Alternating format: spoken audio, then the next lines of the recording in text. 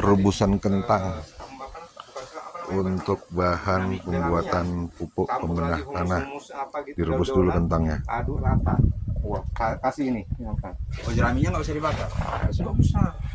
Nggak usah, kan nanti membusuk. Nanti diurai sama dia jadi busuk. Gitu loh. Ya ada yang di sana nanti itu busuk semua itu. Jadi ini yang kita buat, fungsinya ini tadi kentangnya apa Pak? Yang direbus ini? Dia itulah mikrobanya. Mikroba seperti E4-nya ya, pengurai juga. Berarti fungsi Pengurai. seperti kayak E4 juga ya? Oh. Itulah nanti pengurai. Jadi cuma kan kita untuk sebagai media makanan dia. Media makanan. Karena dia mikroba ini kan sifatnya dorman, dia diam. Dia. Sama kayak dia binatang itu, hewan. Cuma kecil, kita nggak bisa lihat. Gitu loh kan, harus pakai mikroskop kan gitu. Nah, cuma karena dia sifatnya diam, dia aktif kalau ada makanannya. Makanannya itulah kentang. Kentang yang kita rebus ini. Iya, itu kan mikroba ini ya di situ. Litmolnya. Litmol tadi ditambah dengan litmol. Iya, ditambah dengan daun-daunan juga. Litmol ini itu sebagai starter. Mikrobanya itu di situ.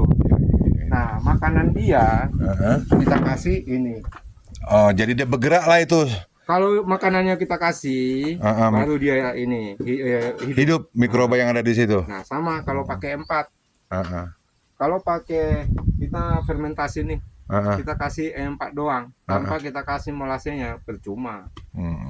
Makanya selalu dikasih molase atau tetes tebu atau gulanya.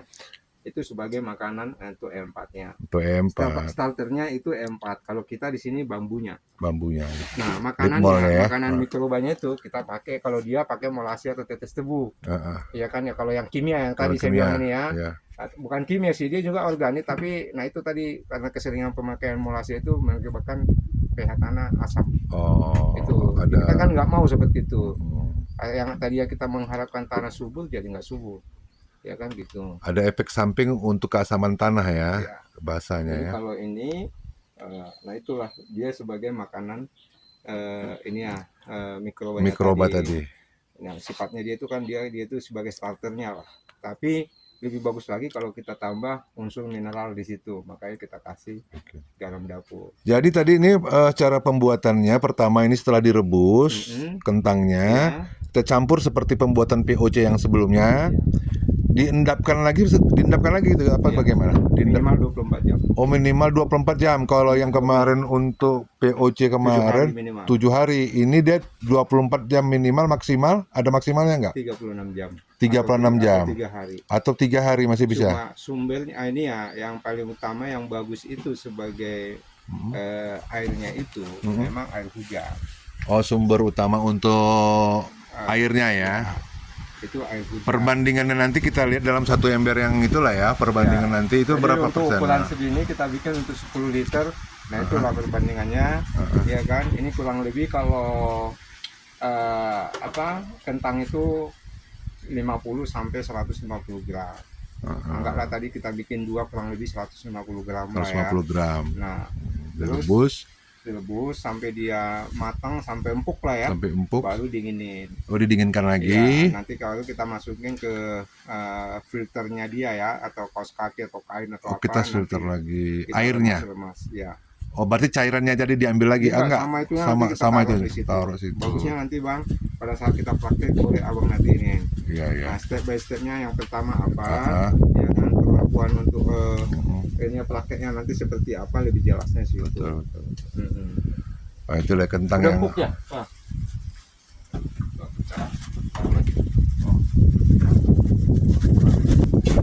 Jangan kau makan ya, Gar. Bukan kentang crispy ini, bukan. Jadi Bang, dia ini kan sifatnya fungsinya kan sebagai pembenar tanah. Tapi cara kerja dia sebenarnya ada 2 untuk tanaman itu. Pertama pada saat sebelum tanam, artinya pada saat sebelum pindah tanam. Ya, jadi tanah itu kita olah dulu. Artinya kita mengolah tanah itu ya. Kadang kan tanah itu kan kurang subur atau gimana kan gitu. Ya. Jadi kita melakukan dulu pembenahan tanah tadi. Untuk menyuburkannya ya. Mengembalikan unsur hara lengkap di situ ya tanamannya. Biar tanah itu subur. kan gitu. Apalagi tanah itu memang tanah olahan ya, misalnya Ya. dalam tabulan pot ataupun busur gitu ya. Betul. Jadi dia cukup unsur di tanah itu.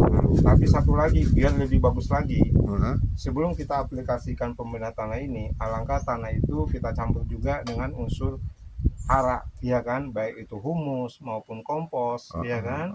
Nah, nanti diolah dengan tanahnya dicampur, baru kita kasihin. Itu lebih bagus lagi. Lebih bagus lagi ya. Nah, Ini cara penggunaannya berarti setelah tadi tanah yang kita berikan kompos dan humus lainnya, lantas kita berikan ini, dia pakai jangka waktu lagi nggak kira-kira Pak? tetap 4 kali kalau belum tanam ya. Oh, kalau dia belum ditanami, tanah itu masih segar, tanahnya memang masih belum pernah tanam. Setelah ini dibiarkan dulu berarti selama 4 hari. 4 sampai 5 hari baru kita kasih lagi sampai 4 kali. Oh, jadi dia 4 kali pemberian, kemudian dia punya intervalnya 4 hari ya? Iya. Jarak 4 hari. 4 sampai 5 hari lah. 4 sampai 5 hari diberikan lagi, biarkan lagi 4 sampai 5 hari, diberikan lagi sampai 4 kali interval, Baru lakukan penanaman. baru lakukan Atau pindah penanaman. tanam.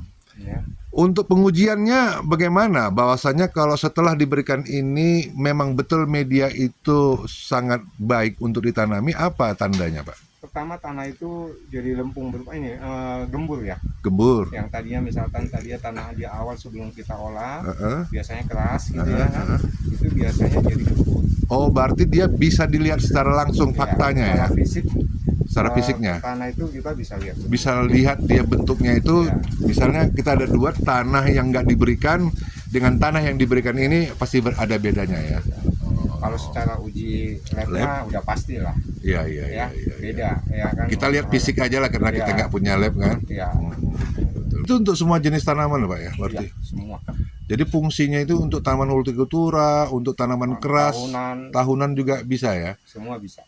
Kalau misalnya dia dalam keadaan panas ataupun cuaca hujan, apa ada perbedaan untuk itu? Nggak masalah. Nggak ada masalah. Hujan. Paling nanti dari segi penyiraman wajib dilakukan. Oh, penyiraman. Jadi kalau bisa misalkan kayak cuaca seperti ini, ya pada saat kita mau aplikasikan, ya kan, kita perlu awalnya itu lakukan penyiraman dulu.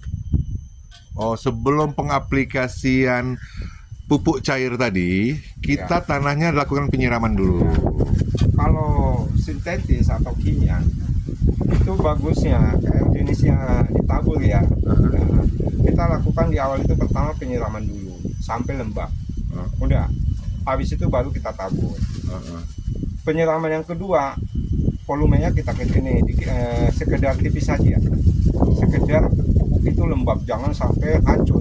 Itu biarin aja, karena semua jenis golongan pupuk yang jenisnya ditabur itu biasanya kebanyakan slow release kerjanya dia, artinya pelan-pelan, nggak langsung hancur langsung diserap gitu, nggak, dia cara kerjanya slow release kayak gitu loh. Jadi makanya kalau untuk pupuk yang golongan jenis ini ya kimia, contohnya NPK sama Karate Fusbolon tadi, ya lebih bagus kita kalau musim kemarau loh ya, nah, kita siram dulu sampai dia lembab jenuh gitu ya, baru kita taburkan.